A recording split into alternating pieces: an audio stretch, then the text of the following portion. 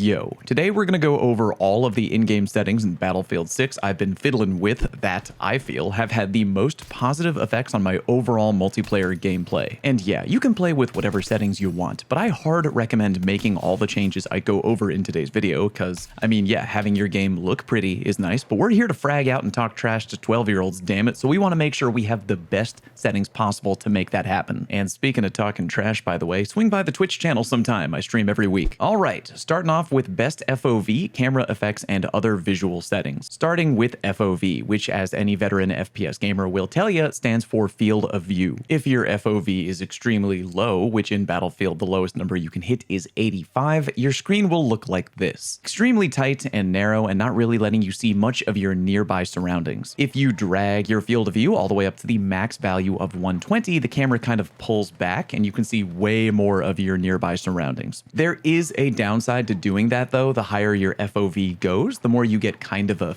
fisheye lens effect going on, which not a lot of players are comfortable with. I personally roll with 105 FOV. That is mainly because I've played Destiny 2 for many years and 105 is the maximum FOV over there and I'm kind of used to it. I don't really enjoy the fisheye feeling of going higher than 105, but you fiddle around and use whatever works best for you. It's worth mentioning, by the way, that the maximum FOV you can have in a vehicle is 83, which I strongly recommend you drag all the way up to 83. When in a vehicle, especially a jet or a chopper, you want to see as much of your nearby surroundings as you can, so crank that bad boy up. You can find the FOV in settings and then under graphics and then camera settings. All right, moving on to screen shake. Like a lot of other new age warfare games out there, Battlefield likes to really make the game feel cinematic with things that a lot of modern gamers hate, like shaking your camera a bit when you run and adding motion blur and other such things like that. I kind of find that stuff to be hella annoying, and if you do as well, then I hard recommend you go into the graphics tab and make all of the following changes. Weapon motion blur and world motion blur, crank that all the way down to 0. Camera shake amount, take that down to 50, which is the minimum amount. Reduce sprint camera bobbing should be set to on. Don't get baited by the wording. We want to reduce the camera bob, so leave that on. Kind of weird that they wrote it that way, but whatever. Chromatic aberration, vignette, and film grain should all be set to off as well. Now when you move around with your boots on the ground, you should notice way less camera shake and overall visual blurry effects. If that kind of stuff doesn't really bother you to begin with, well then, good. You do you, but for a lot of people out there, this can be incredibly visually annoying, and the last thing you want to do is get distracted by your HUD and camera shaking around and looking cinematically blurry when you're trying to lock in and capture a zone. For the record, vignette isn't that annoying as camera shake, but as you can see, with the vignette setting on, the background and environment visuals of your game are going to be darker and more shadowy. With that setting turned off, things are a bit brighter overall, and IMO, you're more likely to see random enemies who might be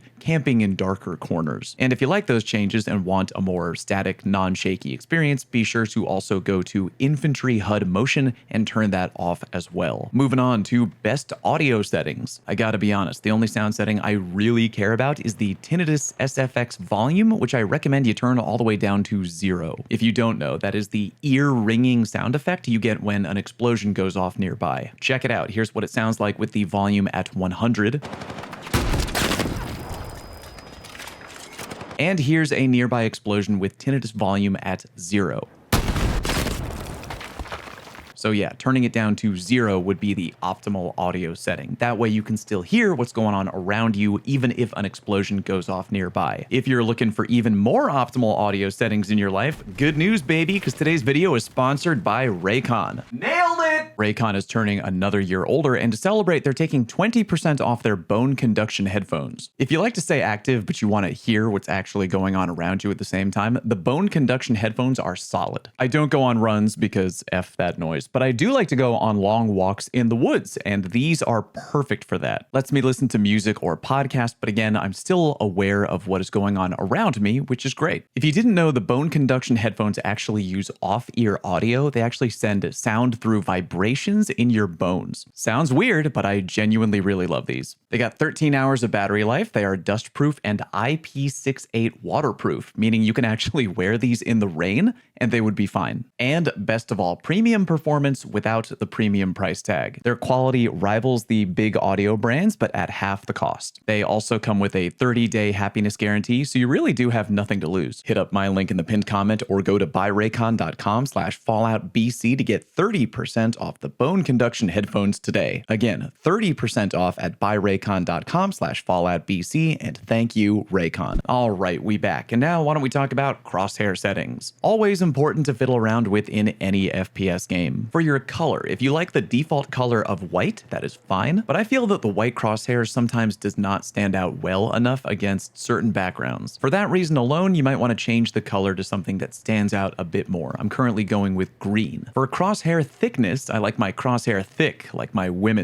I like my crosshairs thick like my blankets, is what I said. That way it is more visible on your screen, which I enjoy. For your hit indicators, I think you should make it so that when you hit a headshot on another player, it pops up as its own unique color. This isn't hugely important, but I like knowing mid-game if I'm accurately getting headshots or not, especially if I'm practicing with certain more precise weapons like DMRs. At the moment, I'm most comfortable with my headshot color being red and my kill color being yellow. You can also change your hit indicator number size, which I've set to medium. That just means when I shoot an enemy and a damage number pops up on the screen, the size of the damage number is slightly larger than the default size of small. That helps me better keep track of how much damage I've done to an enemy player if they get away, and I can make the decision of if I want to chase them down and finish them off based on how weak they are. Finally, if you want, feel free to change the infantry damage color indicator, which, if you didn't know, is the marker that appears on your screen when you've been shot by another player that tells you what direction the player that hit you was firing from. That is a really important indicator because it immediately gives you information of where the enemy player engaging with you is, so I recommend making that a bright and very noticeable color. Moving on, minimap size. Go to graphics, then advanced HUD settings. For your minimap size, you can make it either small, medium, or large. For the record, that doesn't allow you to see further on your minimap, it actually just makes your minimap take up more visual real estate on your HUD. I have mine set to large because I really want to see that minimap, but you do you.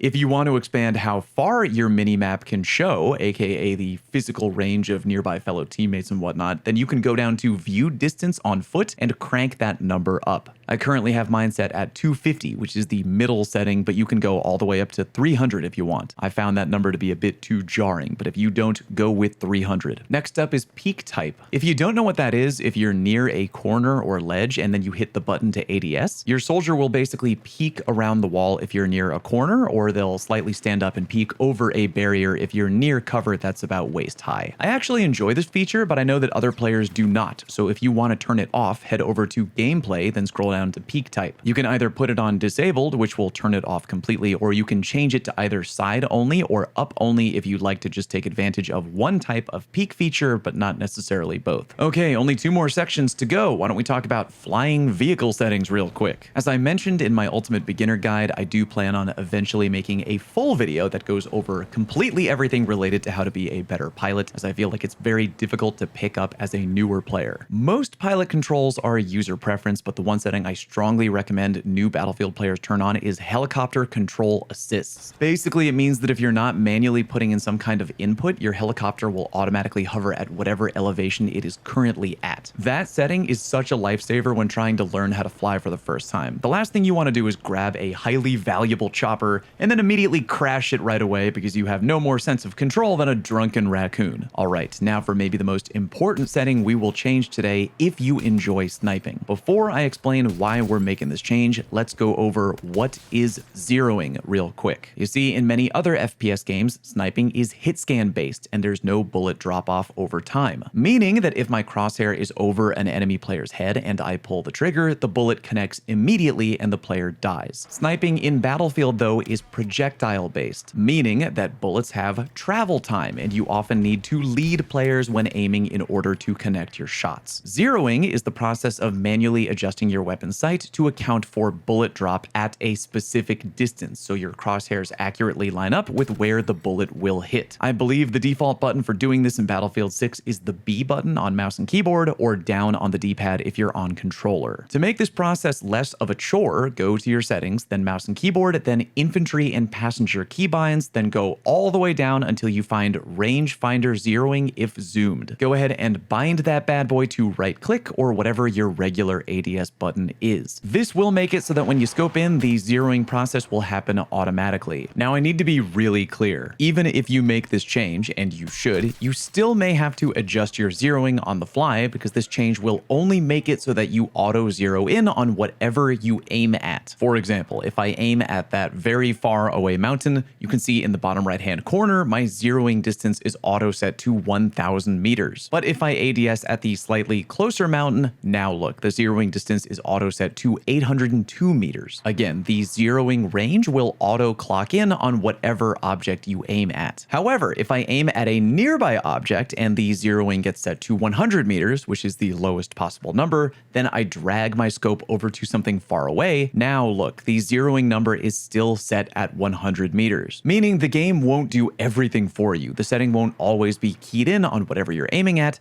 just the distance to an object you originally aimed at. For that reason alone, you may also want to set up another keybind to allow you to re-zero in on the fly without needing to re-ADS. I have mine set to T, which is basically just a button on the side of my mouse. Do me a favor, hit the like button if any of the changes we went over today helped you out, and if you have additional settings recommendations for your fellow players, leave them down in the comment section. Thank you very much for watching. Swing by the Twitch channel to hang and chat games. Peace!